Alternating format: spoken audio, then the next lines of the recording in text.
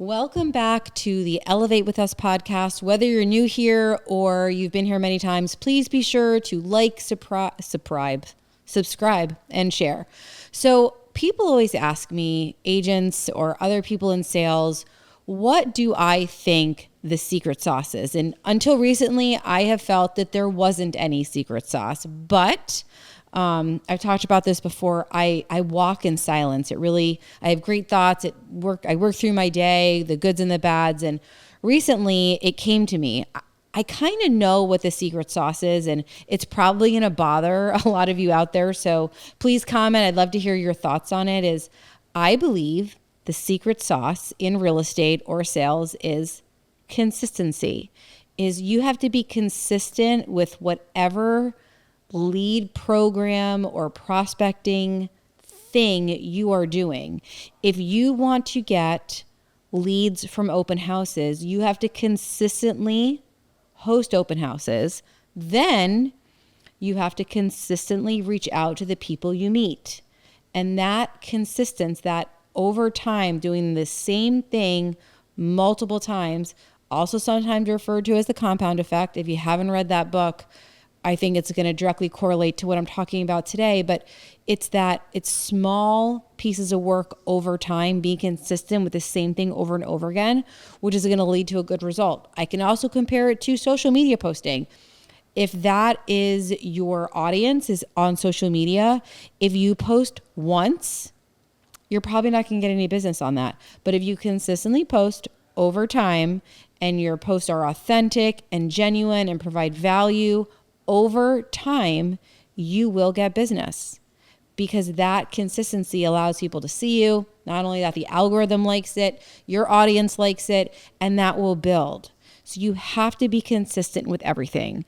So I was actually talking to a realtor yesterday who felt that open houses weren't her thing.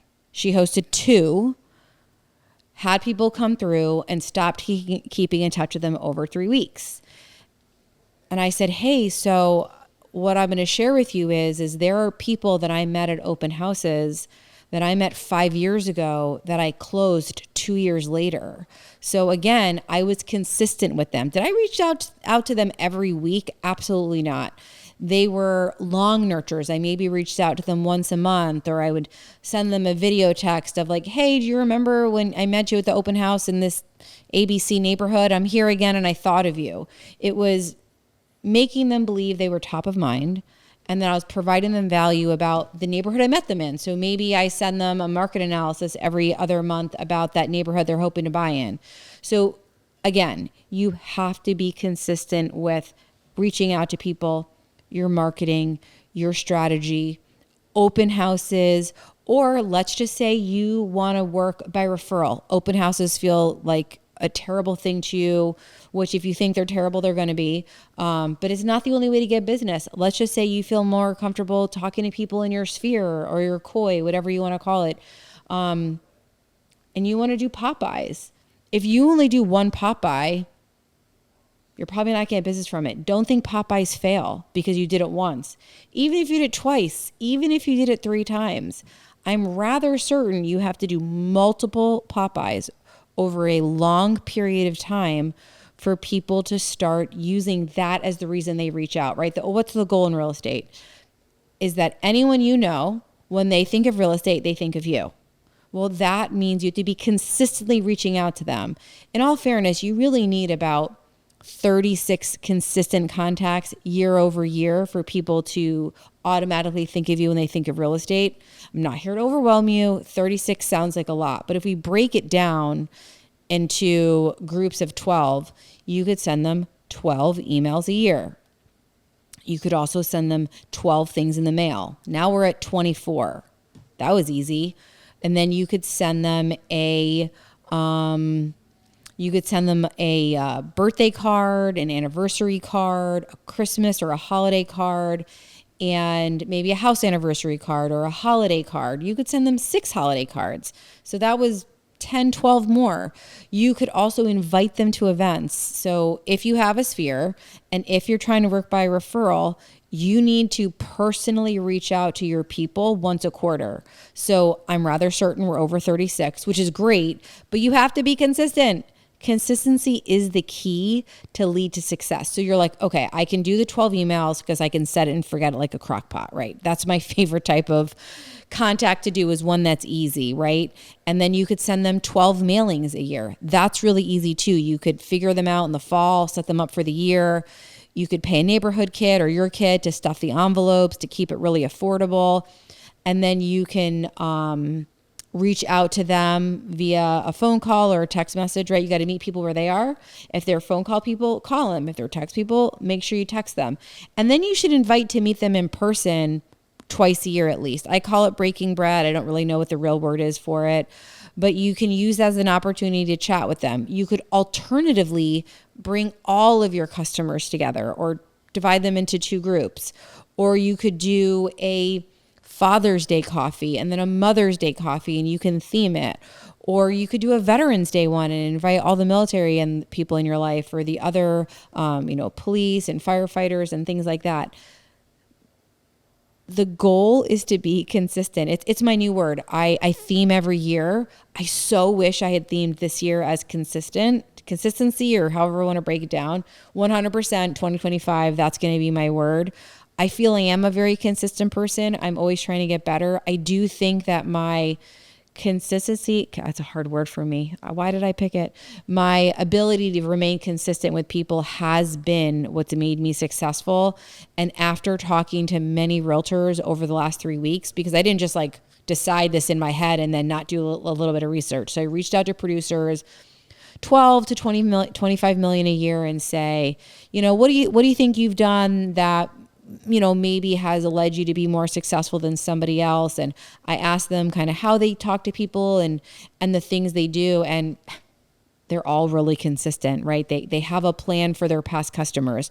They have a plan for their referrals that come in. They have a plan for the buyers that come in. They have a plan that's consistently reaching out to people to ensure that when they think of real estate, they think of that person. Very important to be consistent. What are other ways to be consistent? So if you meet someone at an open house, and I'm going to use that as an example because if you're a new agent or you're new here, partner with a brokerage that has listings so that you can host open houses, especially if you don't feel like you have a sphere or you don't feel confident in your sphere. People that come to open houses are looking at houses. Are they all buyers? Absolutely not. But everybody that comes in is a potential customer. A lot of realtors get mad about nosy neighbors, but what's a nosy neighbor? A potential seller. But you have to keep in touch with them. They can't walk in, you say, hi, how are you? It's great to meet you, grab their information, and then never do anything with it. You lost that opportunity because there's a good chance that person is looking to sell. That's often why people will walk through open houses in their neighborhood, is to see what their neighbor house looks like, what's the condition, what's the price. And let's be honest, there's a good chance they're subconsciously interviewing you while you're there. So if you're there and you're, on your phone, doing things like that, not paying attention to them and showing them what you do to host an open house, you also, might not get hired for the job of selling their home. But if instead you're kind and polite, you're not pushy, you provide value, and you have a follow-up schedule for them, there's a good chance that when they think of real estate and they think of selling, they're going to remember you. But again, if you don't keep in touch with them and you're not consistent, they're not going to. So there's some staggering statistics on agents not keeping in touch with their buyers. I'm going to butcher it because I didn't look it up before I got here. So please, I apologize if it's not 100% accurate. But of recent years, they've estimated that about 80% of buyers had a great transaction, and when they went to sell, they would use the same realtor, but less than 20% of them do because they don't remember who it is. What? How can you as a realtor not keep in touch with your past customers when you can email them and mail them and set it up in advance and have a system? So I'm going to go ahead and say consistency with systems will lead to success. because obviously we all get busy. Life happens. If you're the only person doing things, there's a good chance it'll fail. Be sure you're leveraging the money you make for more time so that you can get more business and you can pay for certain activities that will lead to making money that might be, you know, something like I said, your kids could do. My poor kids have been doing admin real estate work for years, so they're very used to it. But I also like to say real estate's a family business, right? So if you have a spouse or kids that could help, lean on them for support. Do it while watching a movie and stuff. But you've got to stay in front of people. Most people know 7 realtors, so you need to ensure you're consistently staying in front of them so that when they think of real estate, they think of you. Very, very important. You do not want the new neighbor to move in that they don't even know and you don't know, and you might have spent, oh gosh, I mean, I know you guys can relate to this. You sometimes spend 6 months with a buyer. You feel so close to them. You're like so certain that if they ever went to sell, no matter what, they're going to think of you because you guys had such a great experience, right? It can be fun, you know, showing houses. You can have a lot of fun with it. And then all of a sudden the neighbor moves in, they've got kids the same age. So they're seeing consistently the neighbor all the time who happens to be licensed. There's a good chance when they go to sell, or worse, when their family member, sister, brother, coworker has something real estate related, because they're consistently seeing their neighbor, they're going to think of them. And we're all devastated by that, right? When you feel so connected with your customer, you're certain there is no way they would ever work with somebody else, and they do.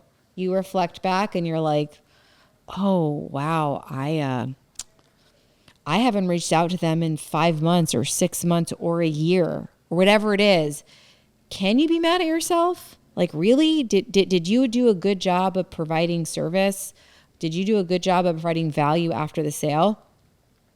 For any of the properties you've closed, I highly suggest you put on your calendar the month they closed. So if they closed in July of last year of 2023, I highly suggest in July of 2024, you provide them a market analysis. You can bring it to their door. You can set up an appointment to meet them.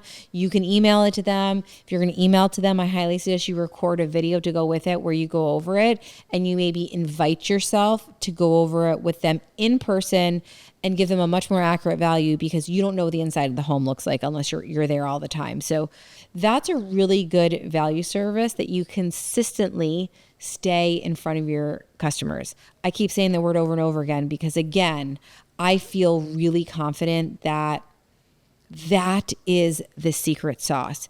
Agents that are in the business for years and years and years and years, they might think it happened accidentally, but after speaking to many that have been doing this for 10 or 15 years, they are consistently in front of their customers. They're consistently providing value. They're reaching out to them. They're staying in front of them. They're doing mailings. They're doing emails. They're calling and texting. Now, there's a good chance I'm overwhelming some of you, and I completely recognize that. So let's just say you've been selling real estate for 3 years, 5 years, and you realize you have never reached out to a past customer. Never. You might feel that if you called them, they're going to be completely freaked out. But I'm going to turn that around on you. If the roles are reversed and you hadn't talked to somebody in 3 to 5 years that maybe you spent 6 months with, like looking at houses, would you be upset that they reached out? You're just going to say, hey, call it out. Hey, I know I haven't reached out in a while. Like, I know that I've never been upset with somebody that I haven't spoke to in a while that reached out. You're usually really excited about it because you're like, oh my gosh, I haven't talked to you in so long. You know, how the heck are you? So don't let a limiting belief that people are too busy to talk to you. They're too busy. They're going to judge you for not being in touch be the reason you don't consistently stay in front of your customers. Because as long as you felt the transaction went well and everything was amazing, and you know at closing they said, you know, we'd love to hear from you and all those things, just reach out at any time. Now, let's just say the thought of that freaking out. You're like, there is no way that I feel comfortable reaching out after all these years. Send them emails for 3 months and then reach out. Send them letters for 3 months. Send them postcards. Send them I've done this before when I know I haven't been as consistent as I can. Write handwritten cards, throw in a $5 Starbucks gift card and say, hey, I know I haven't met you for coffee in a while. Here's one from me, on me.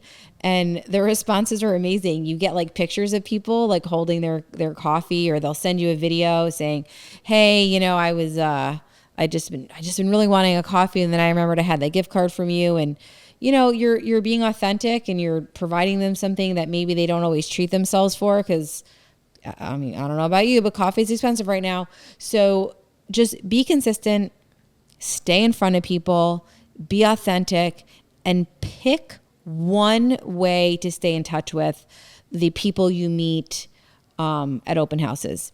Let's just say you hate open houses. Pick social media.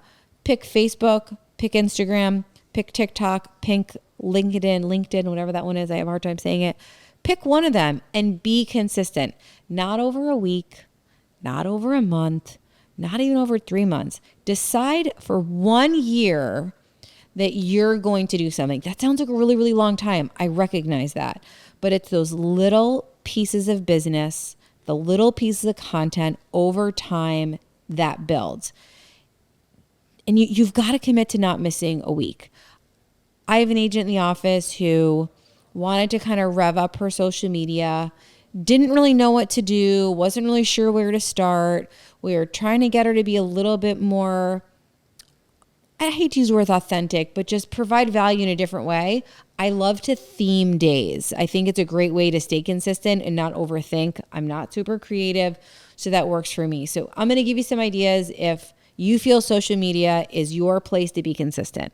Mondays are easy. You could do Motivational Monday or a market update. And the market update could be for all of Northeast Florida or all of your market. It could be for your neighborhood. It could be for a county.